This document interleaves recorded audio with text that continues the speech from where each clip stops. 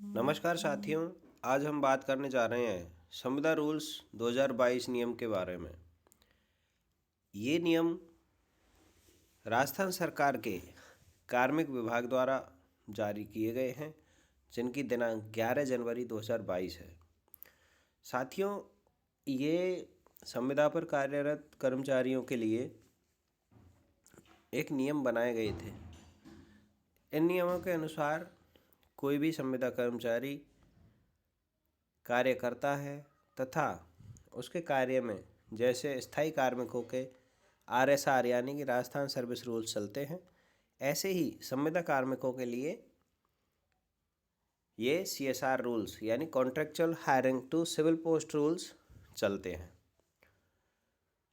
साथियों, ये अलग अलग विभाग के लिए अलग अलग रूल्स बन सकते हैं, परंतु कार्मिक विभाग के अंतर्गत सारे ही विभाग आते हैं, तो उनके लिए एक नियम बनाया गया है जो आपके समक्ष है।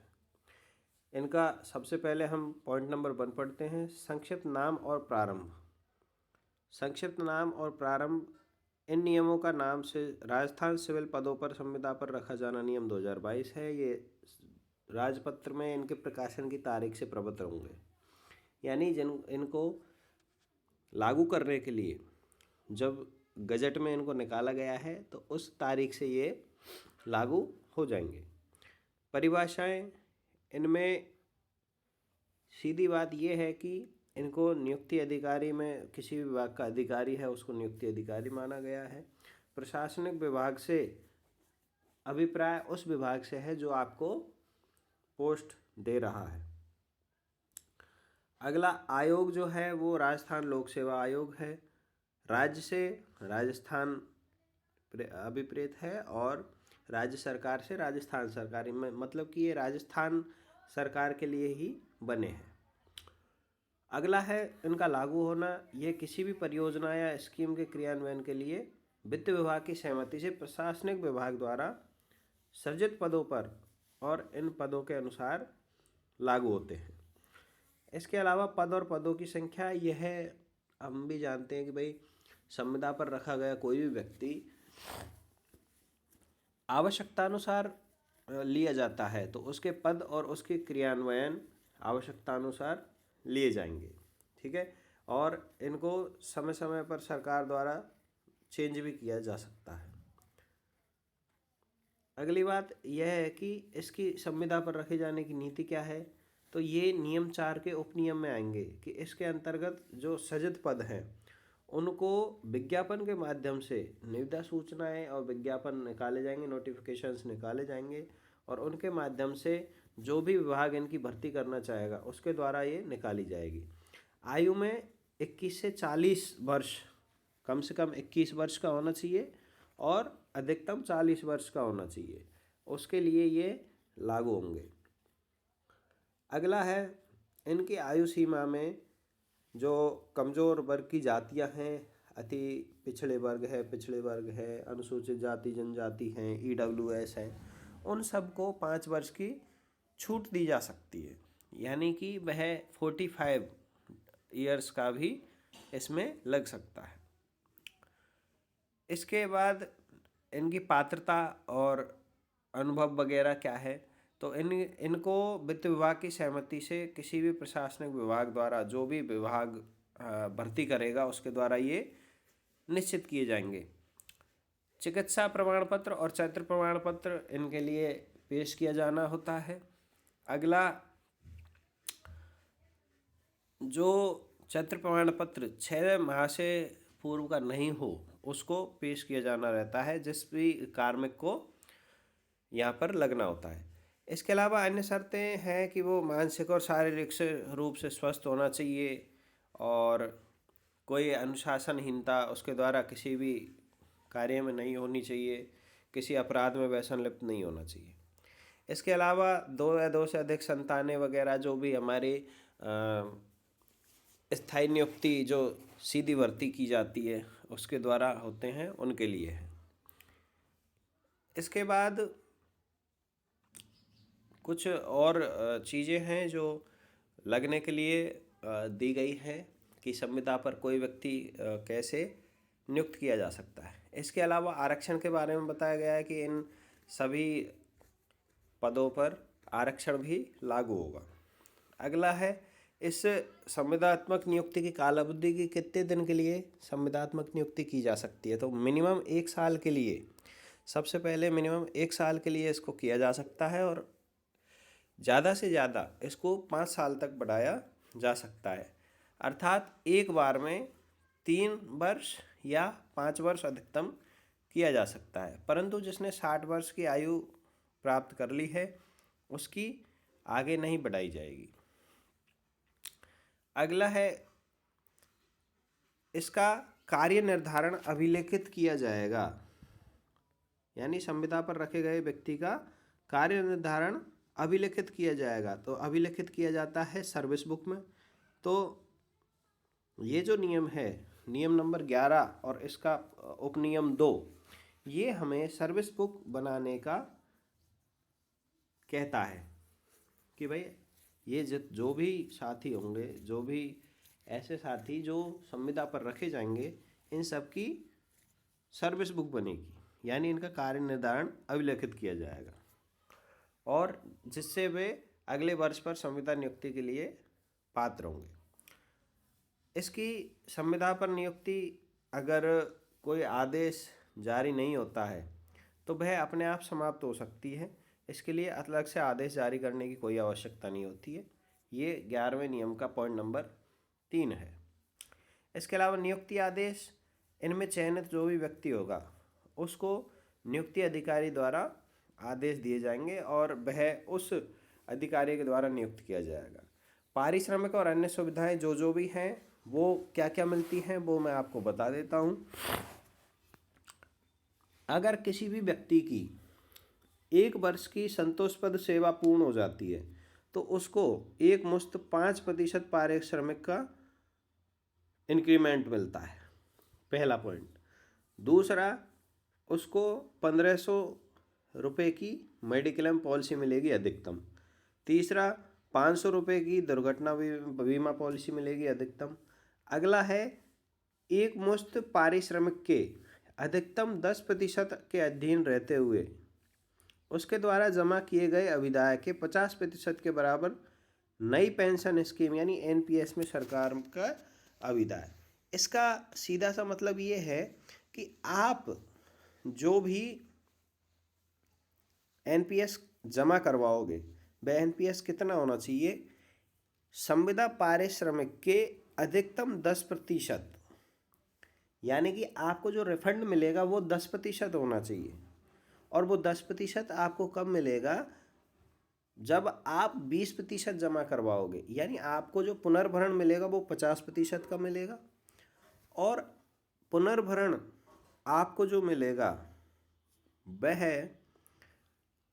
10% से ज़्यादा नहीं होना चाहिए, यानी कि आपको 10% लेने के लिए 20% जमा करवाना पड़ेगा।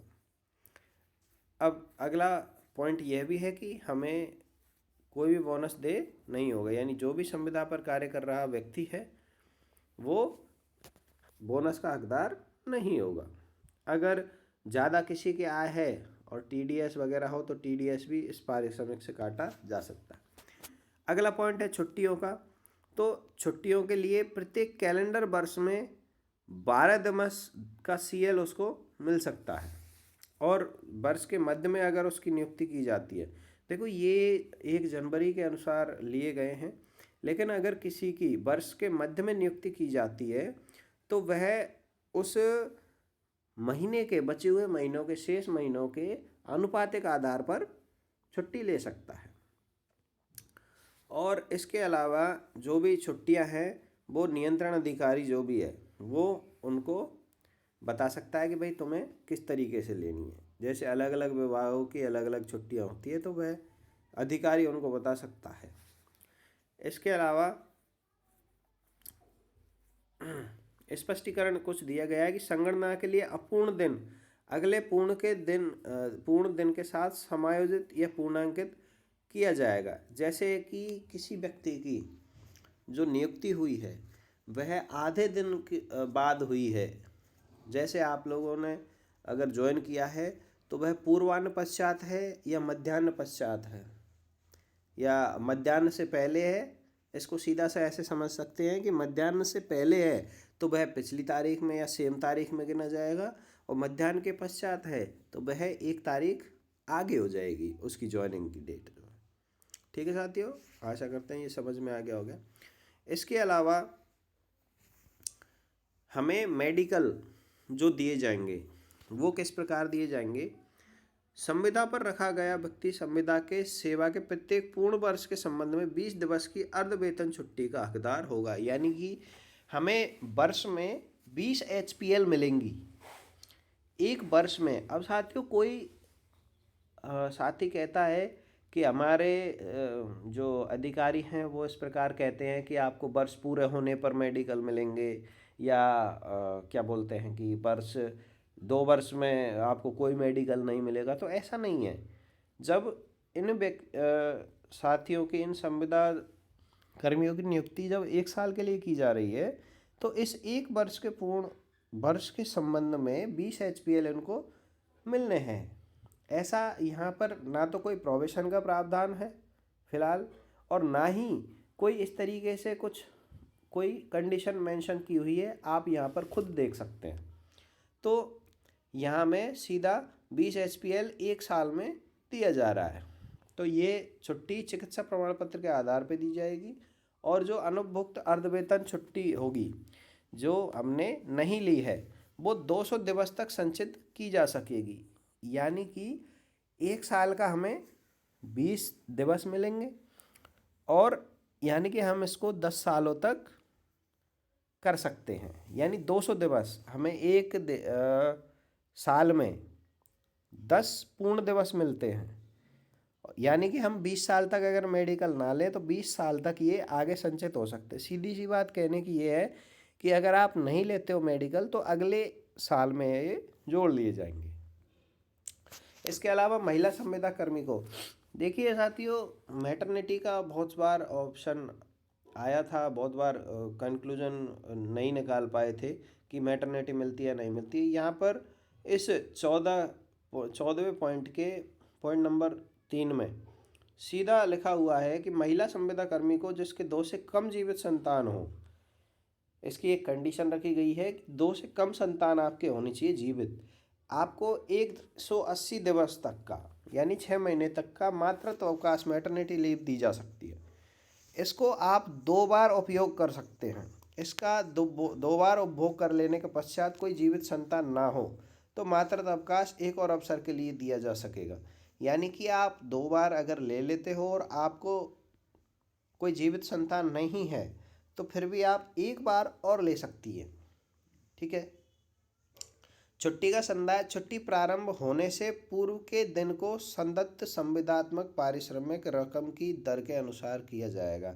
यानी कि आपको जो 6 महीने की छुट्टी है उसका जो अभिदाय है वो आपको जो वेतन दिया जाना है वो उससे 1 दिन पूर्व जितना वेतन आपको मिल रहा है पर डे के हिसाब से, उस हिसाब से ही आपको अगले 6 महीने तक दिया जाएगा। संविदा कर्मी सक्षम अधिकारी की पूर्व अनुमति के बिना मुख्यालय नहीं छोड़ेगा। यह बात परमानेंट और स्थायी साथियों पर भी लागू होती है, और यह बात हमारे लिए भी यानी संविदात्मक साथियों के लिए भी है। अगला है यात्रा भत्ता। अगर कोई व्यक्ति ये जो संविदा पर रखा गया है, कोई कर्मचारी संविदा पर रखा गया है, उसके अधिकारी के द्वारा अगर उसे किसी ऑफिशियल कार्य से भेजा जाए तो वह टीए का भी हकदार होगा, यात्रा भत्ता का भी हकदार होगा, और उसके लिए राजस्थान यात्रा भत्ता नियम 1971 के अनुसार दैनिक भत्ता दिया जाएगा। इसके अलावा जो भी शर्तें सामान्य शर्तें हैं जो सदाचार के अनुपालन है, जो स्थायी कर्मचारियों के लिए भी होते हैं, वो हमारे लिए भी है कि वो उच्चतर जो प्राधिकारी हैं, उच्चतर प्राधिकारी, उनसे संतोषप्रद आचरण और सदाचार का अनुपालन करेगा। अगला एक पॉइंट है मुख्य, जो है एक स्थान से किसी अन्य स्थान पर स्थानांतरित नहीं किया जाएगा। तो ये CSR के पॉइंट नंबर 16 के उपनियम 2 में है कि किसी भी व्यक्ति को एक स्थान से अन्य स्थान पर स्थानांतरित नहीं किया जाएगा। तो जो भी साथी इस प्रयास में हैं कि आपको स्थानांतरित किया जा सकता है या फिर कुछ और प्रयास में हैं, तो वो साथी नहीं करें, इसके लिए ट्राई नहीं करें, क्योंकि हो सकता है कि आप किसी न किसी ठगी का शिकार हो जाओ इस संबंध में अगर आप प्रयास करोगे तो।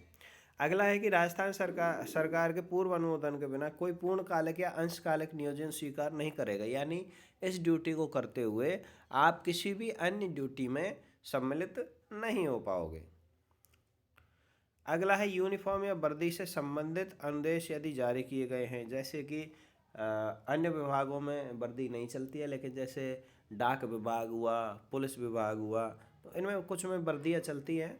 तो अगर किसी व्यक्ति को लगाया गया है संविदा कर्मचारी के रूप में, तो उनको वर्दी का भी भत्ता देय होता है। या फिर अगर किसी भी विभाग में सरकार द्वारा वर्दी जारी की जाती है, तो उस वर्दी का भी इनको जो है पैसा मिलेगा।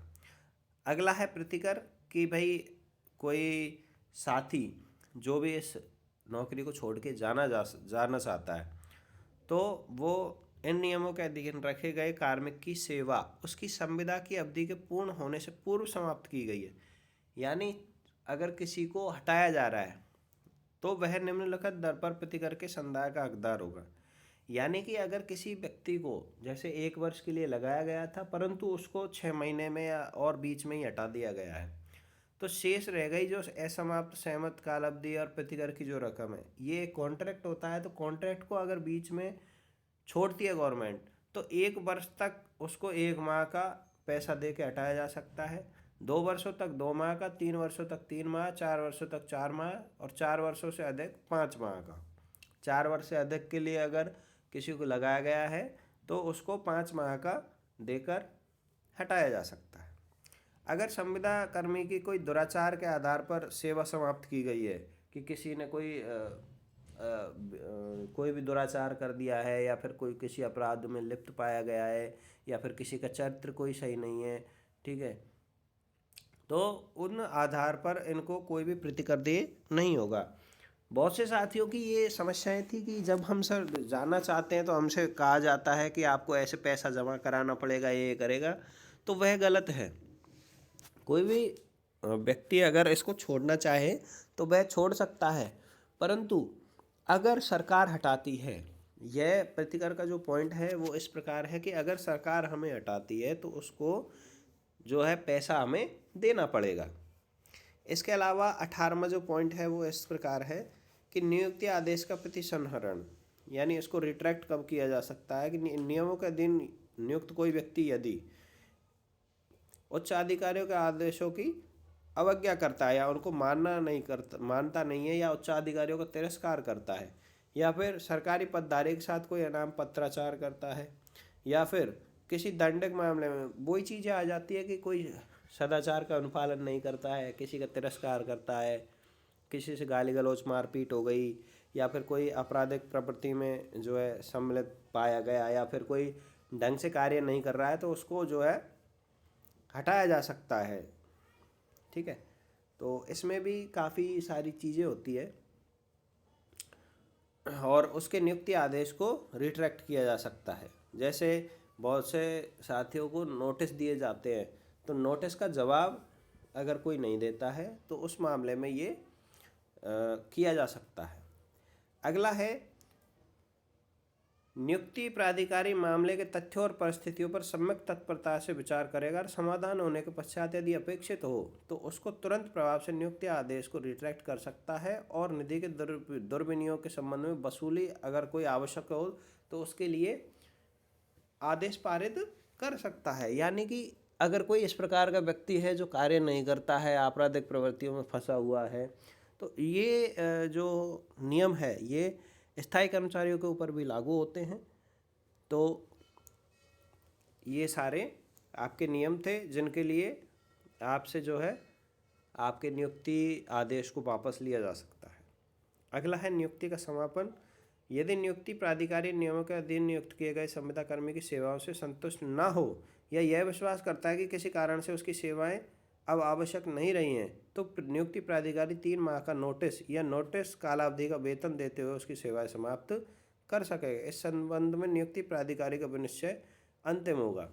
यानी कि कोई भी आपका नियुक्ति प्राधिकारी है, जैसे अन्य किसी भी विभागों में जो नियुक्ति प्राधिकारी होता है वह उच्चतर होता है, यानी किसी भी विभाग में जो उच्चतर प्राधिकारी है जिसके द्वारा आपकी नियुक्ति की गई है, तो उसको अगर लगता है कि भाई यदि इस व्यक्ति का आगे हमें कोई काम नहीं है और निधि का दुरुपयोग इसने किया है, तो वह उसको वापस भी ले सकता है और आपके जो ज्वाइनिंग लेटर है उसको भी वो रिट्रैक्ट कर सकता है, यानी आपकी सेवा समाप्त की जा सकती है।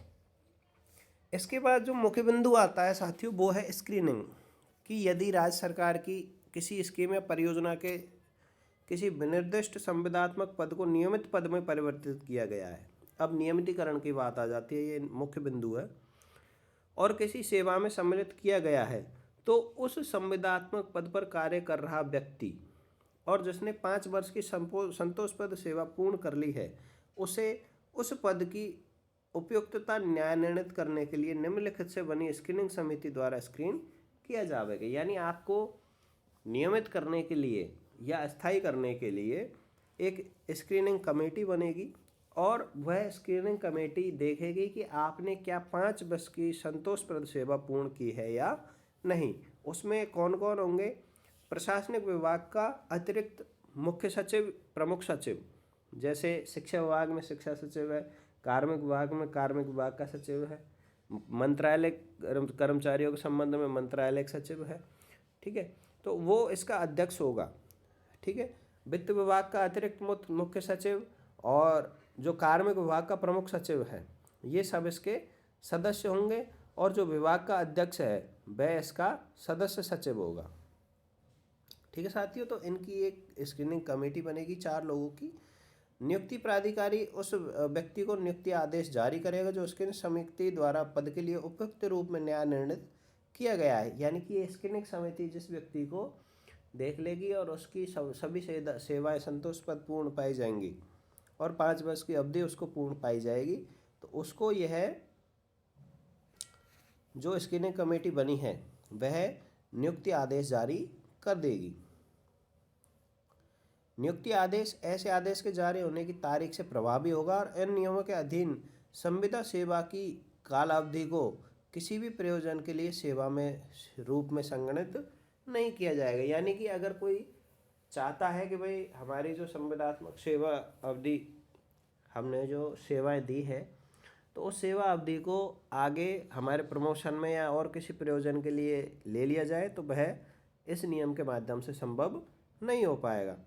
परंतु आयोग की उसके कार्य क्षेत्र में आने वाले पद पर सहमति विनियमन से पूर्व प्राप्त की जाएगी। यानी जो आयोग बनाया गया है उसको कार्य क्षेत्र में आने वाले पद पर सहमति, जैसे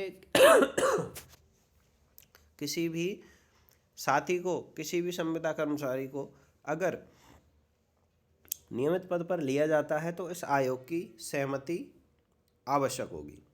इसके अलावा निर्वचन है कि जब तक संदर्भ से अन्यथा अपेक्षित ना हो, राजस्थान साधारण खंड अधिनियम 1955 इन नियमों के निर्वचन के लिए उसी प्रकार लागू होगा जैसा किसी राजस्थान अधिनियम के निर्वचन के लिए लागू होता है। मीन्स यहाँ पर आपको जो 1955 राजस्थान साधारण खंड अधिनियम का संख्या 8 है, तो उसमें RSR आता है, राजस्थान सर्विस रूल्स। तो सीधी बात यह है कि इसको इस तरीके से समझ सकते हो कि जहाँ पे भी CSR लागू नहीं होता वहाँ पर RSR के नियम लागू होते हैं, और इसमें अगर कोई शंका हो तो उस मामले को कार्मिक विभाग को निर्दिष्ट किया जा सकता है। उस पर वित्त विभाग के परामर्श से उनका कार्मिक विभाग का जो निश्चय है वह अंतिम निश्चय होगा। इसके अलावा जो नियुक्ति आदेश हैं वो इस प्रकार जारी किए जाएंगे, जैसे आप कोई भी जो आदेश है वो आपने देखे होंगे सारे, तो इसमें सभी चीज़ें आपको बताई गई हैं कि इनको 1500 रुपये से अधिक की नहीं होनी चाहिए। जो मेडिक्लेम पॉलिसी है वो 1500 रुपये की मैक्सिमम हो सकती है, और समेकित मूल वेतन के 10% का इनको मैक्सिमम पुनर्भरण मिल सकता है, और दुर्घटना बीमा पॉलिसी जो 500 रुपये की है। तो ये सारी जो आपकी सुविधाएं हैं जो आपको प्रदान की जानी है वो आपके नियुक्ति आदेश में भी लिखी हुई हैं। बहुत सारे साथी इनके लिए ऑर्डर मांगते हैं, तो इनके लिए अलग से किसी भी ऑर्डर की आवश्यकता नहीं है। आपके नियुक्ति आदेश में क्लियरली स्पष्टतया इन चीज़ों का वर्णन दिया हुआ है। इसके अलावा छुट्टी आदि ये सारी चीज़ें ऊपर से होंगी, जो नियम है अपने, ठीक है। और टीए बिल वगैरह, ड्यूटी पर यात्रा करने के लिए दैनिक भत्ता भी लागू होगा।